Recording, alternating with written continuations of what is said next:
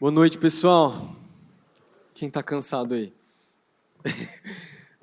Lá em casa a gente está sem os nossos filhos, né? E meu sogro e minha sogra, tá perfeito. Meu sogro e minha sogra, eles viajaram com os meninos e deixaram a gente, casal ali, sem filhos. Graças a Deus, louvado seja o Senhor. E a gente aproveitou, porque eles saíram 2 dias antes da conferência, então a gente ficou ali 2 dias sem eles, né? E daí colocamos tudo que tinha de atrasado, né? Se é que vocês me entendem. Tudo resolvido ali, amém, glória a Deus. Mas, enfim, é bom porque sem os filhos, quando você está na correria da conferência, aquela dificuldade, né, com os meninos, não é fácil. A gente, inclusive, fez o tempo com as crianças lá embaixo. Eu creio que foi uma bênção para os pais, né, que acabam trazendo os meninos para a conferência. E tenho certeza que está sendo uma bênção. E, pessoal, eu queria compartilhar com vocês algo nessa noite, e tem a ver com algo que está aqui realmente queimando no meu coração, e está lá em Lucas, no capítulo 3, versículo 2 ao 20, eu queria ler com vocês, e eu relutei muito para ministrar sobre esse personagem, porque eu diria assim, que o tempo que nós estamos passando, acho que tem muito conteúdo, muita gente falando sobre essa pessoa, né? E eu mesmo já preguei sobre ele, né? Mas o Senhor me incomodou muito no meu coração. Eu estava preparando uma palavra sobre a vida de Elias. E daí, a hora que eu estava preparando, Deus estava incomodando meu coração no início da conferência. Eu comecei a meditar e eu falei, eu vou ter que ministrar algo diferente. E eu queria falar sobre João Batista. E eu quero ler com vocês agora aqui alguns versículos, depois nós vamos orar, e aí a gente vai ter um tempo de compartilhar algo que Deus tem para nós nessa noite, amém? Então, Lucas capítulo 3, do versículo 2 ao 20, o texto fala assim, a palavra de Deus fala assim: Anás e Caifás exerciam o sumo sacerdócio, e foi nesse ano que veio a palavra do Senhor a João, filho de Zacarias, no deserto. Ele percorreu toda a região próxima ao Jordão, pregando um batismo de arrependimento para o perdão de pecados. Versículo 4, como está escrito no livro das palavras de Isaías, o profeta, né? A voz que clama no deserto, preparem o caminho para o Senhor, façam veredas retas para Ele. Todo vale será aterrado e todas as montanhas e colinas niveladas. As estradas tortuosas serão endireitadas e os caminhos acidentados aplanados. E toda a humanidade verá a salvação de Deus. João dizia às multidões que saíam para serem batizadas por ele: raça de víboras, quem lhes deu a ideia de fugir da ira que se aproxima? Deem frutos que mostrem arrependimento e não comecem a dizer a si mesmos: Abraão é o nosso pai. Pois eu lhes digo que destas pedras Deus pode fazer surgir filhos de Abraão. O machado já está posto à raiz das árvores, e toda árvore que não der bom fruto será cortada e lançada ao fogo. Versículo 10, o que devemos fazer então? Perguntaram as multidões. João respondia: quem tem 2 túnicas, reparta-as com quem não tem nenhuma, e quem tem comida, faça a si mesmo. Alguns publicanos também vieram para serem batizados. Eles perguntaram: mestre, o que devemos fazer? Ele respondeu: não cobrem nada além do que lhes é estipulado. Então alguns soldados lhe perguntaram: e nós o que devemos fazer? Ele respondeu: não pratiquem extorsão, nem acusem ninguém falsamente. Contentem-se com o seu salário. O povo estava em grande expectativa, questionando em seus corações se acaso João não seria o Cristo. João respondeu a todos: eu os batizo com água, mas virá alguém mais poderoso do que eu, tanto que não sou digno nem de curvar-me, desamarrar as correias das suas sandálias. Ele os batizará com o Espírito Santo e com fogo. Ele traz a pá com a sua mão, a fim de limpar a sua eira e juntar o trigo em seu celeiro. Mas queimará a palha com o fogo que nunca se apaga. E com muitas outras palavras, João exortava o povo e lhes pregava as boas novas. Todavia, quando João repreendeu Herodes, o tetrarca, por causa de Herodias, mulher do próprio irmão de Herodes, e por todas as outras coisas más que ele tinha feito, Herodes acrescentou a todas elas e de colocar João em uma prisão. Amém, vamos orar. Jesus, obrigado, Pai, por essa noite. Obrigado, Pai, porque a Tua palavra nunca volta vazia. Quando nós temos uma expectativa nos nossos corações, quando nós estamos com anseio de Te encontrar, O Senhor sempre se manifesta no nosso meio, Pai, e existe um anseio nos nossos corações aqui. Nessa conferência a gente tem visto isso, Pai, jovens e adolescentes que têm um desejo de receber algo de Ti. O Senhor tem falado tanto. Deus, continua a se manifestar no nosso meio. Continua a ministrar os corações, continua a estar entre nós, Pai, a habitar entre nós. Fala conosco nessa noite, Pai. Eu te peço em nome de Jesus. Amém. Amém. Bom, o tema dessa noite que eu queria compartilhar com você é o zelo verdadeiro. O zelo verdadeiro. Quando eu penso na palavra zelo, eu sei que os pastores que têm ministrado, meu pai, meu irmão, já trouxeram muitos significados. Eu não vou ficar preso a isso mais, porque a gente já tem trabalhado bastante. Mas quando eu penso na figura de João Batista, talvez eu veja um dos caras que foram mais zelosos na palavra. Para aqueles que conhecem um pouco da história de João, sabem que João foi um cara que ele realmente foi zeloso, ele buscou esse lugar de preparar o caminho para o Senhor Jesus. E se você olhar a história desse grande homem de Deus, né, quem ele foi, o que ele fez, né, o contexto ali do início dos evangelhos, até o momento ali do meio ali do ministério de Jesus, que ele é morto, né? Você vai perceber que ele é uma figura central nas Escrituras, porque ele marca um tempo de transição entre alianças. A Bíblia diz que ele é o último dos profetas do Antigo Testamento, né? Antes de Jesus começar o seu ministério, Jesus já estava no meio das multidões, pregando e preparando o caminho para o Cristo, né? E é muito lindo, quando a gente olha para a história de João Batista, a gente percebe que ele era filho, né, de Zacarias e Isabel, e Zacarias ele era um sacerdote, e tem todo o contexto ali que ele deveria também trabalhar como sacerdote, ele deveria estar no templo servindo a Deus, mas Deus o leva para um lugar de preparar o caminho e o leva para um lugar de deserto. E o ministério de João Batista acontece todo praticamente no deserto, um lugar de escuridão, falo de não ser uma pessoa conhecida, né, de não ser um cara que ele se vestia de maneira muito estranha, para aqueles que lembram um pouco do Evangelho, falando a respeito da vida de João, né, ele comia mel silvestre, se vestia como um profeta mesmo, assim, bem esquisitão, bem estranho, mas no seu coração existia um zelo. E se a gente pudesse definir esse zelo de João Batista, seria Deus, amém? Deus falando. Mais uma vez, amém? Se a gente pudesse definir o ministério de João e a vida dele, o zelo que ele tinha, tá lá, a gente poderia pegar o versículo, porque os 4 evangelhos vão falar sobre João, né, em perspectivas distintas. Ele acabou de ler o livro de Lucas, mas em João capítulo 1, do versículo 6 ao 8, a gente percebe a definição, quando o próprio apóstolo João vai falar sobre João Batista, ele fala assim, versículo 6 do capítulo 1, versículo 6 ao versículo 8. Surgiu um homem enviado por Deus chamado João, versículo 7, ele veio como testemunha para testificar acerca da luz, a fim de que por meio dele todos os homens crescem. Ele próprio não era luz, mas veio como testemunha da luz. Eu creio que essa talvez seja a maior característica de João. Cara, ele veio para testemunhar. Ele veio como uma testemunha. E o que é mais poderoso é que, quando a gente pensa numa testemunha, né, a gente pensa até inclusive em julgamento e tal, a gente está falando de uma pessoa que viu algo que aconteceu, isso não estava nem nas minhas notas, Deus está me falando agora isso inclusive, né, mas quando você pega um julgamento, por exemplo, e você pega uma testemunha, a pessoa vai testemunhar porque ela viu algo, ela presenciou algo, então por isso ela tem autoridade para falar. Mas no caso de João, João não tinha visto nada a respeito de Jesus ainda. Os milagres não tinham acontecido. Jesus não tinha nem começado a ministrar. A gente sabe que João ele era primo, né, de Jesus, então eles tinham um relacionamento, talvez cresceram juntos. A diferença de idade era muito pouco, eram poucos meses. Então eles se conheciam. Mas você percebe que João já sabia quem Jesus seria. Certo momento do ministério de Jesus, os evangelhos vão falar para nós que nem a mãe de Jesus, Maria, e os seus irmãos acreditavam no ministério dele.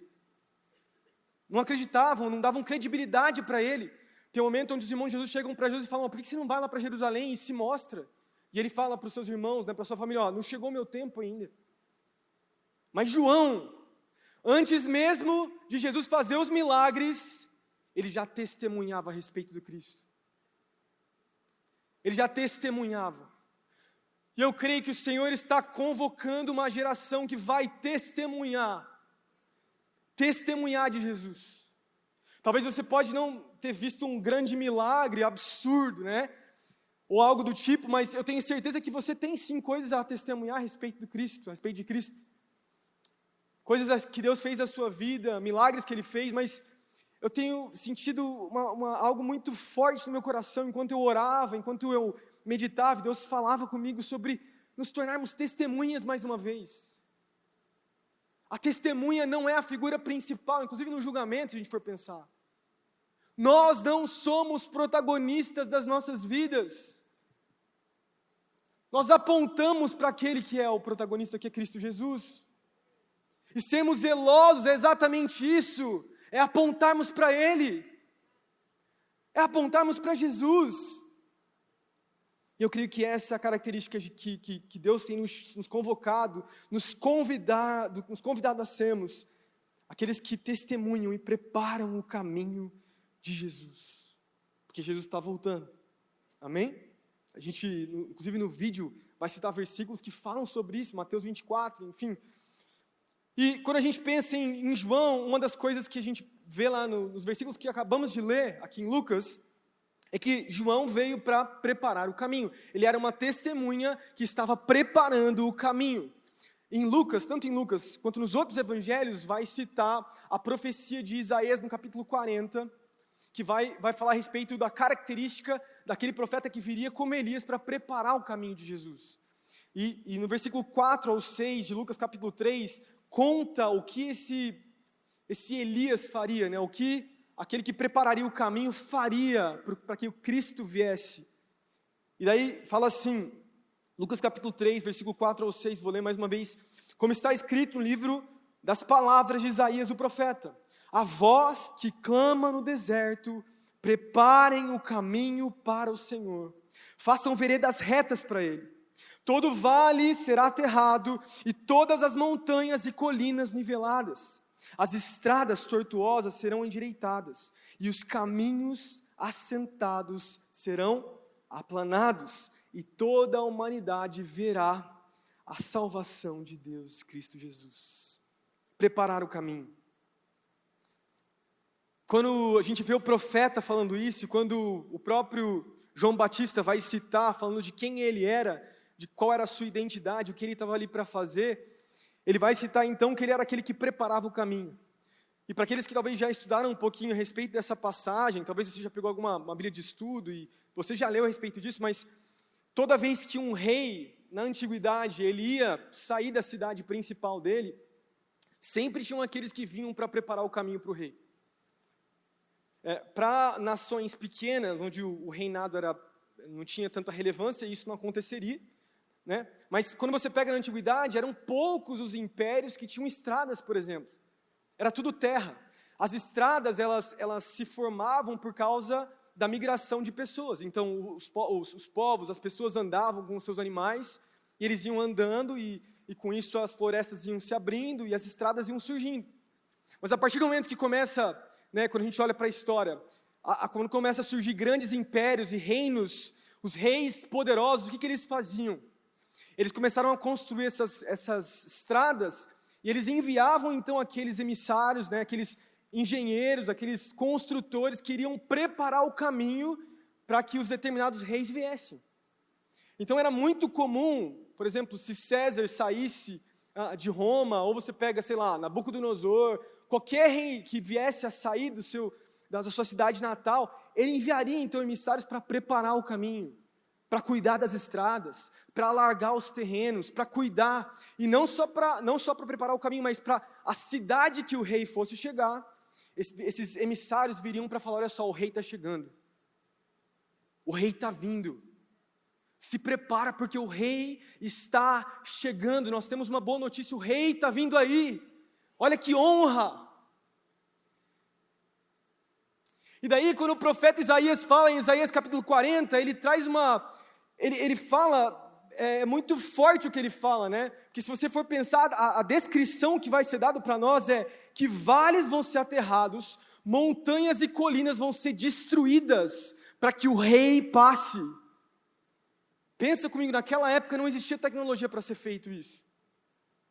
Hoje em dia, no nosso tempo, a gente tem grandes construções onde, né, você pega algumas estradas que conseguem não só passar entre os montes e vales, enfim, mas tem estradas que você, por exemplo, você pega Castelo Branco lá de São Paulo, eles destruíram todos os montes, né, e fizeram com que a estrada ficasse lisinha, é quase 200 quilômetros indo reto, assim, você perde vista.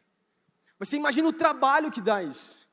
Aí o profeta vai falar, olha só, tem um rei que está vindo, e para esse rei passar, grandes montanhas vão ter que ser destruídas, vales vão ter que ser aterrados, tudo vai ser colocado no seu lugar, para que o rei passe. Que rei era esse? Quem é essa pessoa tão importante? É Nabucodonosor, é César que a gente citou, é o rei Davi, é o rei Salomão? Não! Quem é esse rei? O único soberano rei sobre toda a terra, que continua sendo o nosso rei, Jesus Cristo. E para a gente receber esse rei propriamente, nós precisamos tratar ele como rei, que foi ministrado ontem aqui, hoje de manhã. O pastor André falou sobre temor. Tratar ele como rei.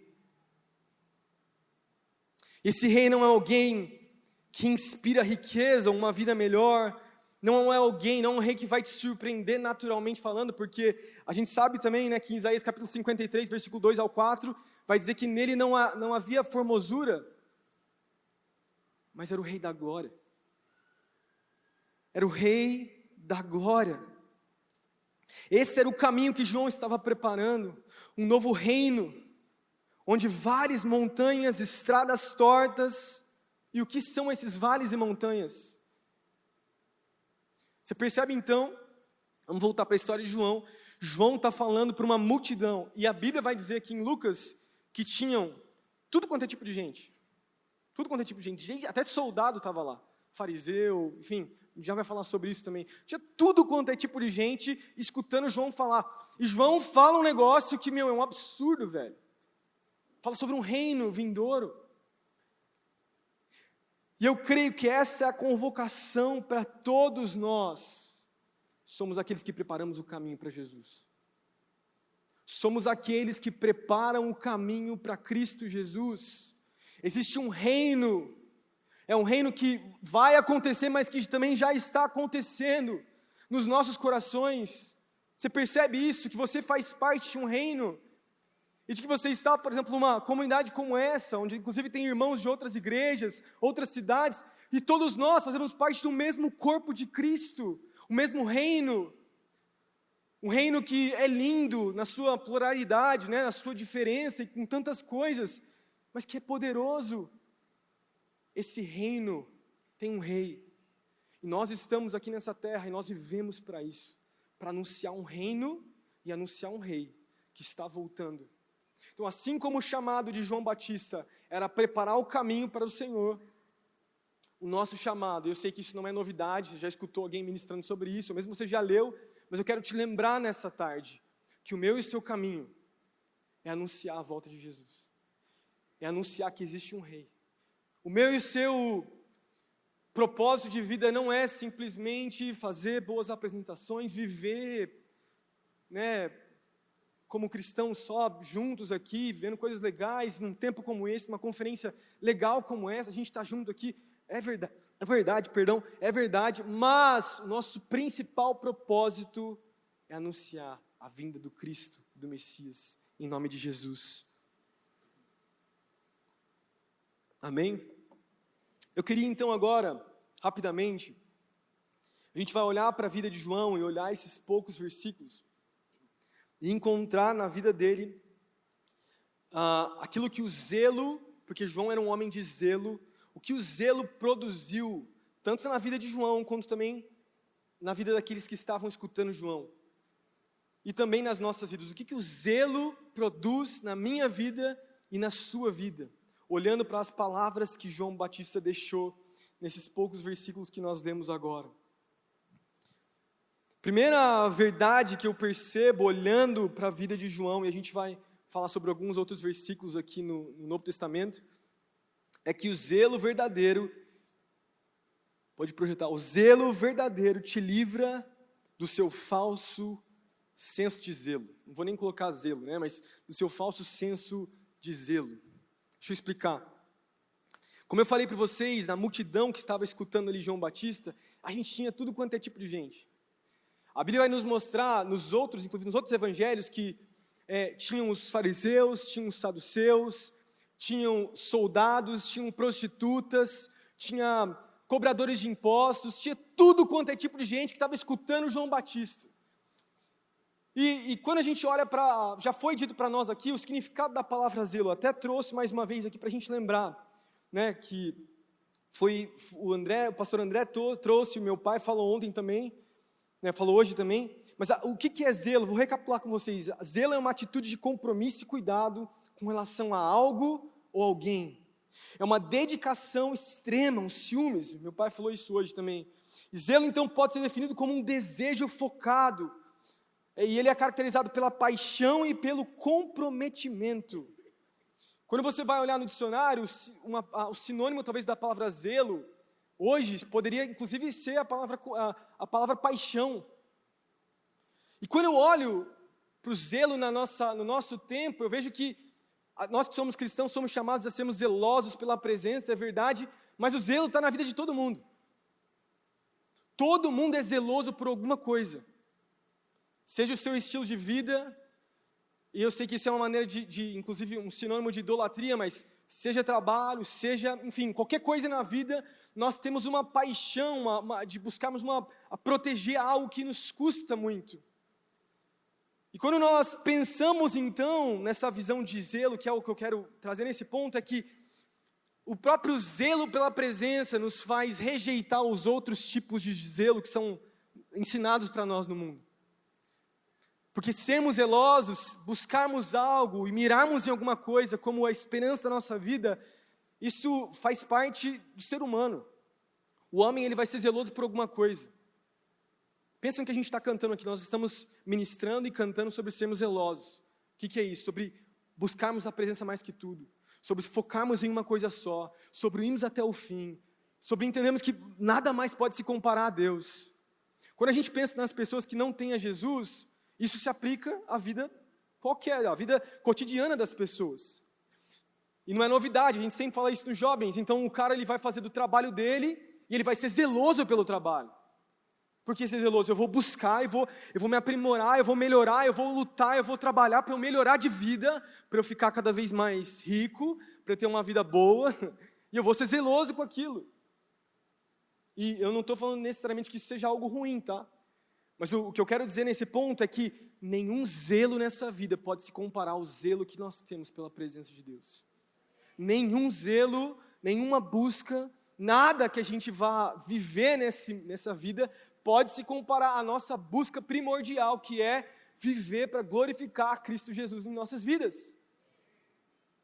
Então, João Batista ele vai confrontar diversas pessoas que estão ali escutando ele, mas talvez as pessoas que mais ele confrontou, que depois, inclusive, Jesus vai confrontar também, são os fariseus. Os fariseus. Lá em Mateus, no capítulo 3, versículos 6 ao 11, a gente tem essa mesma história, né, acontecendo ali. Olha o que o texto vai falar sobre os fariseus, e daí Jesus falando também, né? Confessando os seus pecados, eram batizados por ele no Rio Jordão. Quando viu que muitos fariseus e saduceus vinham para onde ele estava batizando, lhes disse: raça de víboras, quem lhes deu a ideia de fugir da ira que se aproxima? Deem frutos que mostrem o arrependimento. Não pensem que vocês podem dizer a si mesmos: Abraão é nosso pai, pois eu lhes digo que destas pedras Deus poderá fazer surgir filhos de Abraão. O machado já está posto à raiz da árvore, toda árvore que não der bom fruto será cortada. Né? Ele continua falando: eu os batizo com água para o arrependimento, mas depois de mim virá alguém que é mais poderoso do que eu, tanto que eu não sou digno nem de levar as suas sandálias. Ele os batizará com o Espírito Santo e com fogo. Então, João Batista falando isso, Jesus, ele parafraseia, inclusive, o que João está falando depois para os fariseus. Mas você percebe João confrontando os fariseus e falando para eles. E vamos pensar, será que os fariseus, no seu senso de justiça, eles achavam que eles estavam errados? Pensa comigo. Eu acabei de falar que todo mundo é zeloso por alguma coisa. A pergunta que fica para nós aqui é, será que os fariseus, eles eram zelosos também? Eles eram ou não? Eram, né? Fiquei pensando nisso. Pô, esses fariseus, eles eram zelosos. Eu tenho certeza que, se você pegasse um fariseu ali, um estudante do Antigo Testamento, da época de Jesus, e eu comparasse a minha vida, tenho 33 anos, comparasse um cara lá dos 33 anos de idade, ou você pega um rabino hoje, o tanto de vezes que o cara já leu a Bíblia, esses caras, eles decoram a Bíblia, né, eles decoram de cabeça, tudo, o Antigo Testamento inteiro, de tantas vezes que eles leem, tanto que eles conhecem a palavra. Agora, a pergunta que fica, eles são sim zelosos, existe algum nível de zelo, mas é um zelo sem conhecer realmente a Deus. Paulo vai falar em Romanos no capítulo 10, versículo 1 e 2, quando ele vai falar sobre a própria vida dele, e ele vai descrever os fariseus, os saduceus, porque ele tinha sido fariseu, ele fala assim, irmãos, o desejo do meu coração e a minha oração a Deus pelos israelitas é que eles sejam salvos, pois posso testemunhar que eles têm zelo por Deus, mas o seu zelo não se baseia em conhecimento. Olha que forte isso. Zelo sem conhecimento, e daí aplicando isso para a religião, aplicando isso para a palavra inclusive, zelo sem vivência do Espírito é religiosidade, é falsidade, não funciona, não vai acontecer. No caso ali dos fariseus, vocês conhecem a história, para aqueles que já leram ali os evangelhos sabem, os fariseus eles eram confrontados o tempo todo por Jesus. Os fariseus eles sentavam nos melhores lugares, eles faziam as melhores coisas, né, eles ofertavam, eles tinham uma aparência muito, muito boa do que não deveria ser feito, né? Eles tinham um falso zelo, quer dizer, o cara saía para fazer qualquer coisa no sábado que fosse, sei lá, que fosse sair das regras deles, e eles já acusavam, eles já vinham para destruir a pessoa. E daí chega Jesus e fala, olha só, eu desejo misericórdia, não sacrifício. Olha só, o que importa é o coração, e não simplesmente regras distantes, regras aparentes. O que importa para mim não é simplesmente algo exterior. Isso fala muito forte comigo, por quê? Porque é fácil, cada um de nós caímos nesse falso zelo. Tanto um zelo de uma vida promíscua, né, mais uma vez, tinham várias pessoas escutando ali, João, e eram zelosas por muitas coisas, e João confronta muitas coisas ali, mas para os fariseus ele também confronta, ele fala, se arrependam, vocês têm sido hipócritas, ele vai falar para os fariseus, e a aplicação que eu faço para cada um de nós nessa noite é exatamente isso, presta atenção, não importa nada você estar numa noite como essa, você viver dias intensos aqui, até se ajoelhar, se você não conhece a Deus de verdade. O que faz do nosso zelo, um zelo verdadeiro, é o conhecer a Deus. E a palavra conhecer do grego é a palavra epignosis, que é um conhecimento com experiência, como se a palavra conhecimento, porque para nós, quando a gente pensa na palavra conhecimento, a gente pensa na palavra, na palavra só de informação, mas a palavra no grego, ela significa um conhecimento experimentado, vivenciado, vivido. Eu e você não podemos viver simplesmente com algo que a gente sabe, ou algo aparente. O Senhor está nos convocando para um zelo verdadeiro, de amor pela palavra, de um conhecimento real. É muito fácil a gente cair nesse lugar. A gente olha para a vida dos fariseus ali, a gente vê os evangelhos e a gente não se identifica às vezes com eles, mas às vezes se a gente for organizar a nossa vida, a gente acaba vivendo assim, da mesma forma. E quando a gente pensa, né, nessa palavra zelo, a gente pensa, inclusive no que foi ministrado hoje de manhã, sobre sermos radicais. Eu já vou falar sobre isso também. É radical, eu quero ser por inteiro, eu quero entregar tudo, eu quero fazer tudo. Eu me lembro de um jovem, ele está aqui inclusive nessa noite, e eu me lembro de um momento na vida dele onde ele foi muito zeloso, assim. Ele passou uns 3 meses, assim, ele saiu do college, do interns na época, né, e ele se prontificou a sair do trabalho e ficar de 3 a 4 horas lendo a palavra, orando.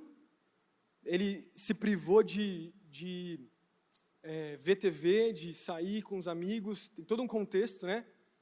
E ele falou que assim, ele achava no natural dele, no coração dele, eu estou compartilhando isso aqui sem falar com ele, inclusive, mas eu tenho relacionamento para dar esse testemunho.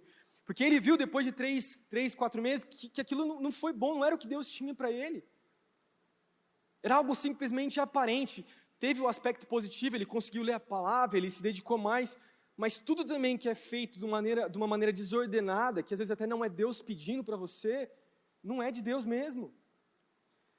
Meu ponto aqui, eu quero trazer para nós nessa noite, é que nós precisamos ter um zelo baseado no conhecimento que é experimentado, mas também é vivido. Vá além. Vá além. Para que o falso zelo caia por terra. Para que a falsa aparência de piedade e de entrega caia por terra. Para que não seja simplesmente durante 3 dias aqui de conferência que a gente levanta as nossas mãos. Eu fico me perguntando, por que será que é tão fácil levantar a mão na conferência e daí chega nos cultos de sábado e é tão difícil, às vezes?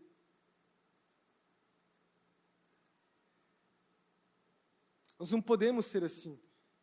Deus está nos chamando para um zelo verdadeiro, que está distante da religiosidade e que entende, que é baseado no conhecimento de quem Cristo é. Os fariseus eram zelosos pela coisa errada. A minha pergunta para você nessa noite, será que você tem sido zeloso pela coisa errada? Porque você sabe, foi citado também outro versículo aqui nessa manhã, que é Romanos no capítulo 12, do versículo 1 ao versículo 12, né? A gente vê Paulo falando sobre renovar a mente, sobre caminhar com Cristo, sobre cada vez mais experimentar a Deus. Ele vai dando vários passos da vida cristã, e daí no versículo 12, né, ele vai falar sobre um zelo, que tem a ver com a maturidade cristã. Vivemos o zelo e o fervor espiritual, Paulo vai falar. Romanos no capítulo 12, versículo 10. Vivam com zelo e fervor. Como que a gente vive isso?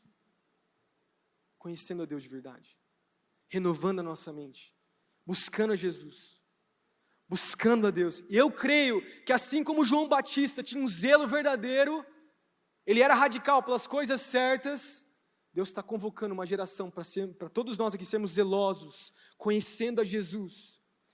Eu vejo aqui, eu creio nisso, né, que vários dos jovens e adolescentes que estão aqui dentro vão ter experiências reais com Cristo. Que Deus vai falar com você coisas profundas do coração dele, vai compartilhar coisas lindas a você, no seu quarto, no seu tempo devocional, mas experimente a Jesus. Se aproxime de Deus, Ele vai se aproximar de vocês em nome de Jesus. Você crê? Amém? Então o zelo verdadeiro é esse zelo que te livra dos falsos zelos, né? O zelo da religiosidade e outras coisas. Amém? O segundo ponto que Deus ministrou muito no meu coração é que o zelo verdadeiro nos aponta para Cristo.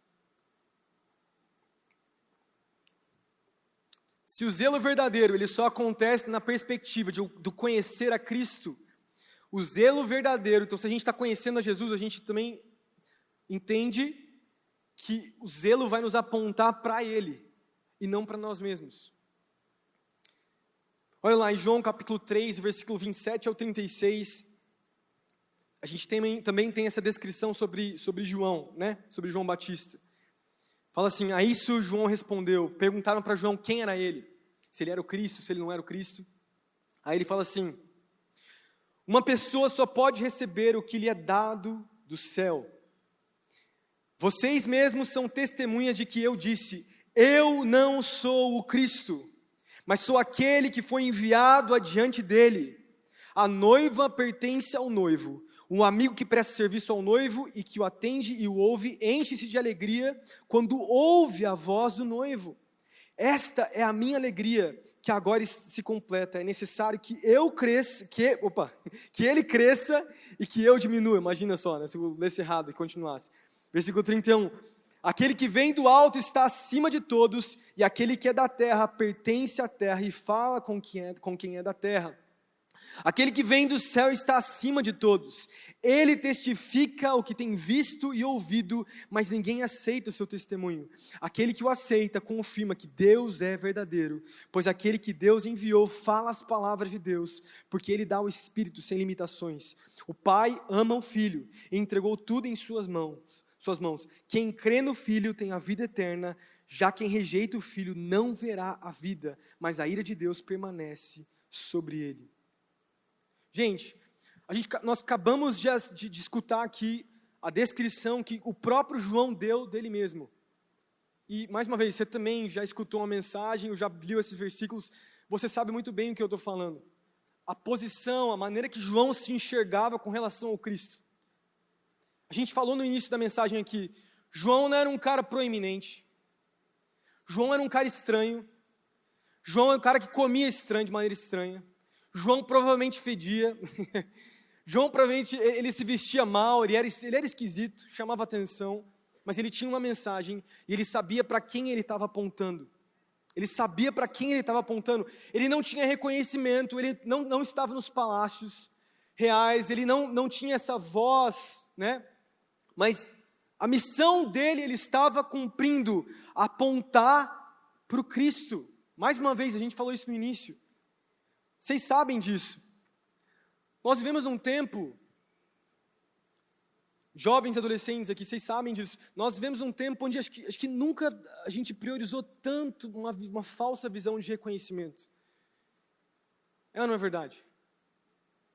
Sei que vocês já escutaram isso várias vezes, a gente já falou sobre isso várias vezes, mas, meu Deus, o que a gente mais percebe na internet são as pessoas querendo, de alguma forma, conquistar algum nível de fama, reconhecimento, de alguma forma conseguir algum tipo de status, ter pessoas que talvez estão seguindo, aí falando de redes sociais, né? Mas a gente vive talvez na era de uma epidemia de reconhecimento, cara. A gente precisa ser reconhecido. Nós precisamos ser reconhecidos. As pessoas precisam ouvir a minha voz, elas precisam escutar o que eu tenho para falar, porque o que eu tenho para falar, nem o Luciano Subirá escutou de Deus. Daí você vai na internet, daí tem desculpa aí com todo respeito aos meninos de 14, 15 anos de idade, tá? Mas daí você vai na internet, daí tem um menino ali muito novo, tentando falar sobre a coisa mais complexa da teologia da nova cristã aí, tipo assim, uma nova revelação que Deus deu só para ele, e ele vem depositar como se ele fosse o cara do momento. E a gente vê essa exaltação, essa necessidade, a gente se provar para as pessoas. A gente tem que provar, nós precisamos buscar reconhecimento, só que essa não é a visão de reino que nós precisamos ter. Se um dia Deus te levantar no meio da igreja, no meio do corpo de Cristo, amém por isso, glória a Deus. Mas se Ele não te levantar e Ele nem quiser te levantar, amém também. A nossa missão como cristãos é apontar para Ele, é apontar para o Cristo, é apontar para aquele que merece toda a honra, toda a glória e todo o louvor. É Ele que merece. O Tozer lá, aquele autor cristão, pastor, né, que já falecido, ele tem um livro que chama O Lugar Onde Deus Habita. Uma citação dele que eu achei muito forte, há uns tempos atrás quando eu li, ele fala assim: a culpa pela condição humana, inclusive da igreja, tem sido colocada sobre o próprio Deus. E a morte de Cristo pelo mundo tem sido transformada em um ato de penitência da parte de Deus. No drama da redenção, o ser humano ele é visto como uma espécie de Cinderela, que tem sido oprimida e maltratada, né? E a igreja também tem visto dessa maneira. Graças, então, aos esforços heróicos da própria igreja, que se torna, então, a nobreza da terra, ela então está prestes a assumir uma radiante aparência de rainha diante da humanidade. Ele continua falando assim: isso, meus amigos, é o humanismo romanticamente pincelado com cristianismo, que se posiciona ao lado dos rebeldes e justifica aqueles que, pela palavra, pensamento e ação, glorificam homens decaídos e que, se fosse possível, usurpariam o glorioso trono dos céus. O que nós não precisamos, eu sempre falo isso, eu falo nos jovens, eu falo com convicção, o que nós não precisamos é de cristãos extraordinários. Nós não precisamos disso. O que nós precisamos são de cristãos maduros. Cristãos com discernimento espiritual, com a mente de Cristo, que revelam Cristo para as pessoas, que não estão simplesmente desejando ser extraordinários para o mundo o tempo todo. A gente olha na internet, eu também sempre falo isso, mas vou falar mais uma vez aqui. A gente olha na internet muita gente pregando essa falsa ideia de um evangelho glorioso, triunfante, onde tudo tem que ser extraordinário na igreja, velho. Tudo tem que ser extraordinário na igreja, assim, um monte de missionário de Instagram que não vive o ordinário da vida cristã, que ama aparecer, que posta videozinho, mas que não vive para servir o corpo de Cristo, amar e ser amado. Não sei se dá para entender o que eu estou falando. Isso aqui, velho, não é para dar indireta para ninguém. Inclusive, quem sou eu para dar indireta, né? Pô, ninguém vai me escutar, mas é para tentar fazer com que aqui, nós que estamos aqui dentro, a gente possa ter essa visão madura do que é a vida cristã, velho. O que é a vida cristã? É mais do que isso. Essa busca e anseio por reconhecimento cansa.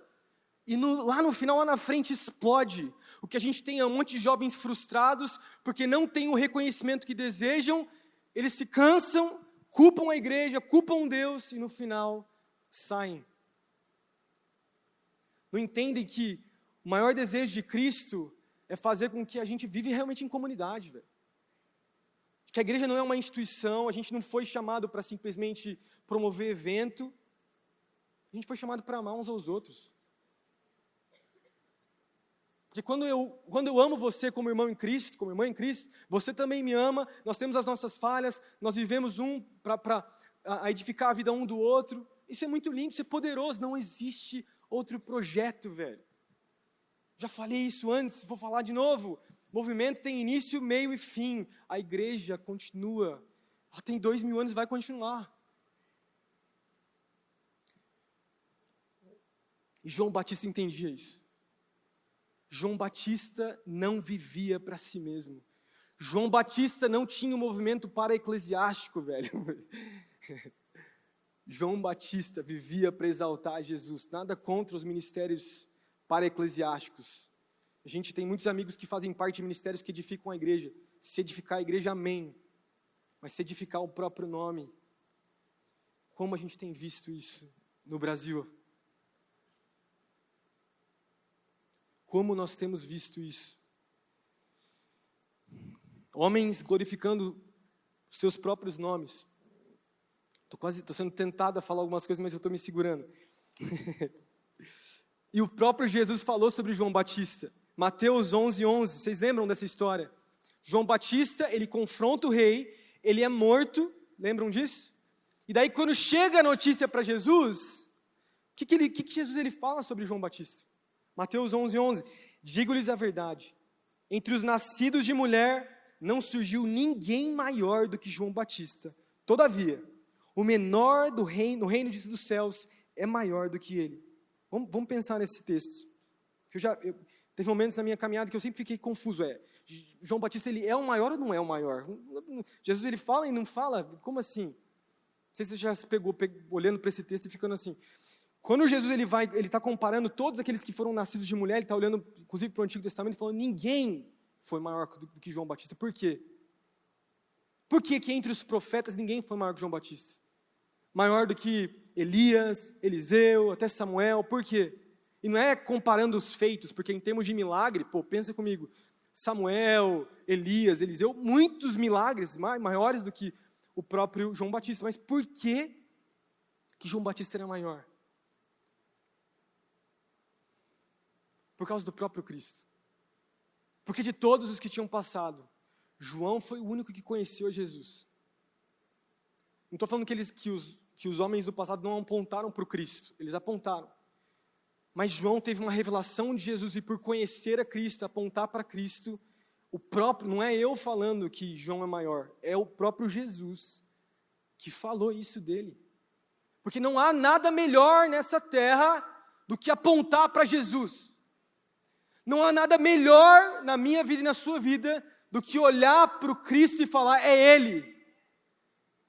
É Ele, não é o meu nome, não é o que eu construo, não são os milagres que Deus vai fazer através da minha vida, é Ele. João era maior do que Elias, Eliseu, Samuel, porque ele apontou para o Cristo, não porque ele fez mais milagres, foi porque ele apontou e conheceu Jesus. E depois Jesus ele completa a frase falando, todavia o menor no reino dos céus é maior do que ele, por quê? Quem que era o menor no reino dos céus? O próprio Jesus. Ele se colocou como o menor no reino, o servo dos servos. Então ele está falando o quê? João Batista ele foi o maior de todos, mas eu, que sou o menor, sou o maior. Sou mais importante. Meus amigos, essa tem que ser a nossa missão. Olhar para Jesus. Olhar para Ele. Chega de olharmos para os nossos próprios ministérios, as nossas próprias vidas. Sim, nós somos chamados a construir coisas, ter trabalho, família, tem os filhos. Pô, a minha vida, eu penso na minha vida, as confusões das nossas semanas aí, os conflitos, tem muita coisa que acontece nos bastidores, muitas responsabilidades, é normal, mas no final, para quem você está apontando? Para quem eu e você temos apontado? Se não for apontar para o Messias, a nossa vida está sendo desperdiçada. Nós não estamos construindo nada, tudo vai passar. O nosso nome não vai fazer nada, não vai fazer diferença nenhuma nessa terra. Mas o dele, ele vai. Que ele seja exaltado.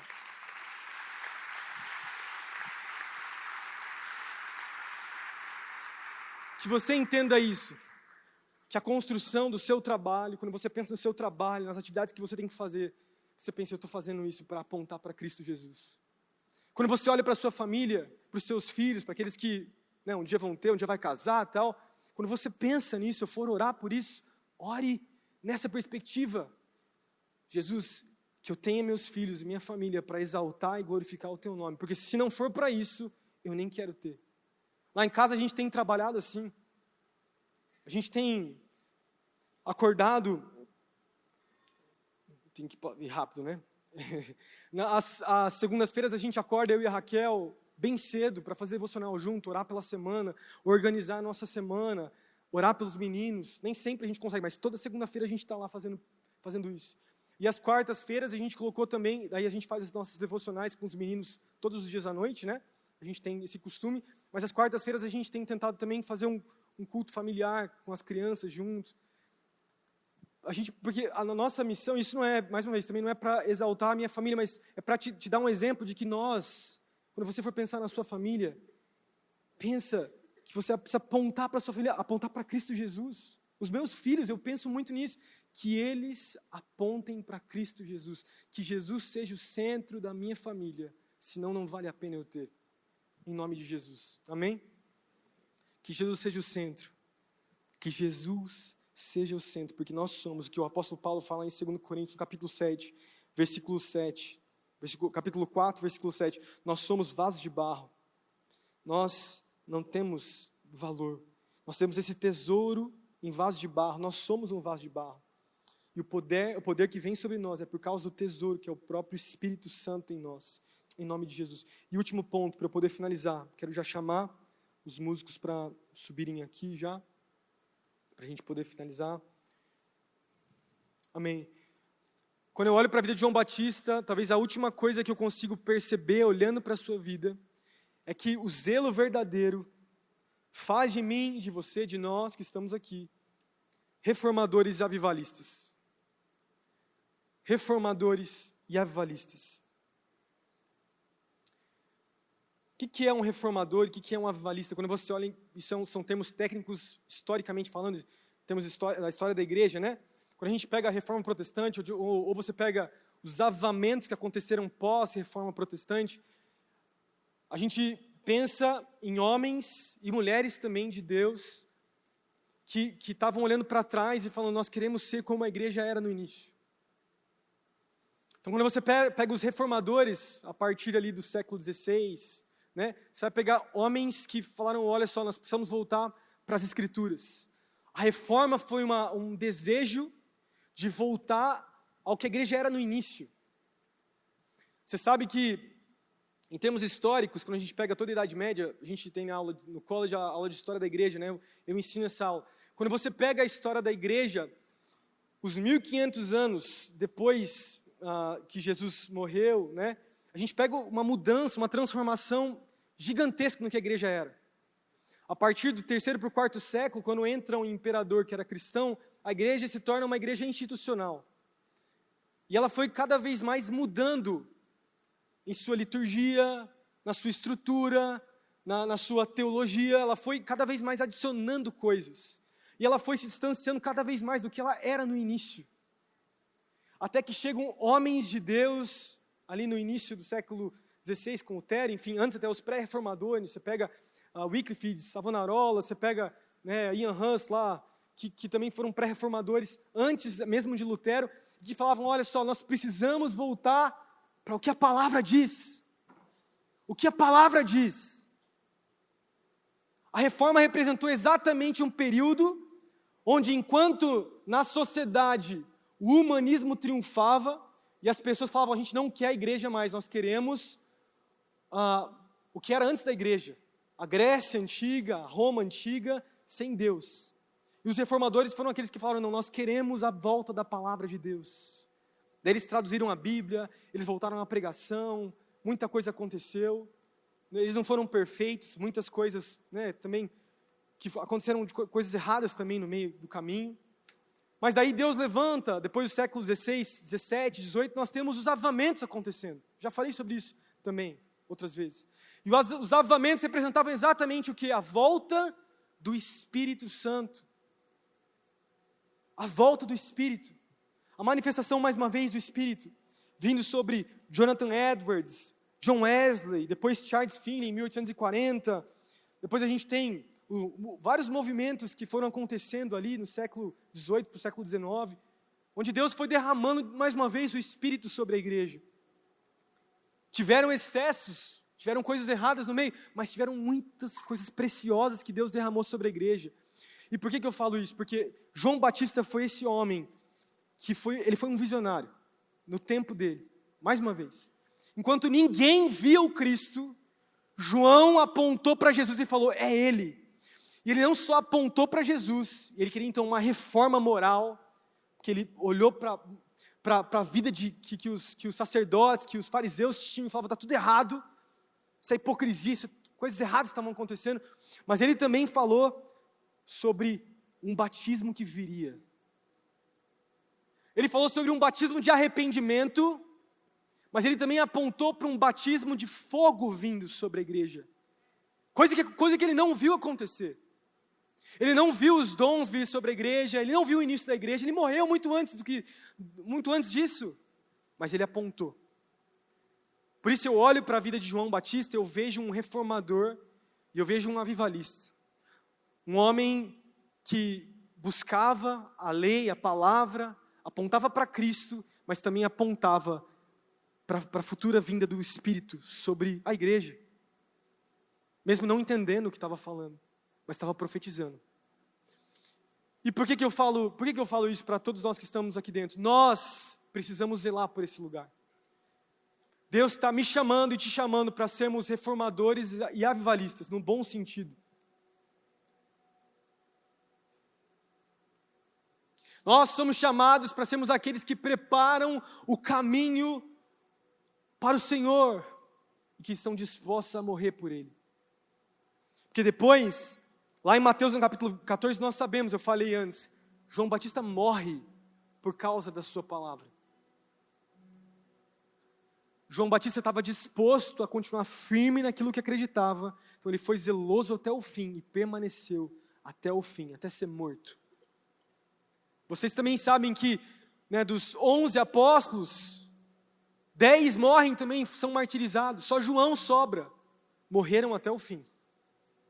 Dos avivalistas que eu citei para vocês aqui, antes de Lutero, quando você pega Wycliffe, você pega Savonarola, você pega Ian Hus, que foram pré-reformadores, também morreram na fogueira, muitos deles, zelosos por aquilo que Deus estava dando.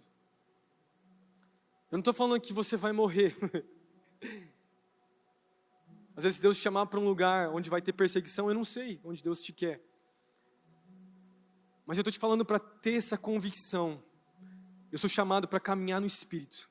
Eu sou chamado para caminhar com o fundamento da palavra, apontando para o Cristo que está voltando um dia. Eu não vivo debaixo das convicções próprias minhas, eu não vivo de acordo com o que as pessoas falam lá fora. Eu sou guiado pela palavra de Deus e pelo seu Santo Espírito que habita em meu coração. É assim que eu vivo. Então, se somos homens e mulheres de Deus, que têm essa convicção, têm esse zelo, eu creio nisso de todo o meu coração. Não é uma chama passageira. Não é uma coisa momentânea, não. É uma vida inteira de devoção, de entrega, de falar, eu preciso de mais. Eu preciso conhecer mais a Deus. Eu preciso mudar mais a minha vida. Eu preciso de renovação da minha mente. Eu preciso de mais de Deus. Eu não fui um bom pai com os meus filhos. Eu preciso de mais de Deus. Deus vem sobre mim. Na minha casa, eu fiz alguma coisa errada com a minha esposa. Não, Deus, me ajuda, Deus. Deus, me ajuda, eu quero ser um bom pastor. Eu quero cuidar das ovelhas que o Senhor me concedeu o privilégio de cuidar. Deus, me ajuda, Deus. Deus, eu estou lá naquele trabalho, me ajuda, Deus, eu preciso de Ti, me ajuda a ser zeloso, me ajuda a ter a oportunidade de falar da Tua Palavra, me ajuda a viver de acordo com a Tua Palavra, me ajuda a me consagrar no meio de um mundo imoral, com tantas coisas, me ajuda a me consagrar, para que eu possa, assim como João, testemunhou da luz e foi uma luz para as pessoas, apontar para o Cristo. Que a minha vida e a sua vida seja um testemunho de que Jesus está voltando. Esse mundo vai piorar, gente. Não vai melhorar. Não vai melhorar. Não que eu deseje isso, inclusive para os meus filhos, no futuro, mas imoralidade, coisas do tipo, a gente vê, entristece o nosso coração. Mas a palavra diz que vai ter grandes tribulações, grandes coisas que vão acontecer. Mas quem vai permanecer até o fim? Eu quero ser daqueles, como a gente cantou, como teve no vídeo aqui. Eu quero ser daqueles que não vão se esfriar. Que a minha chama não se apague. E que o meu zelo pelo Senhor permaneça. Em nome de Jesus.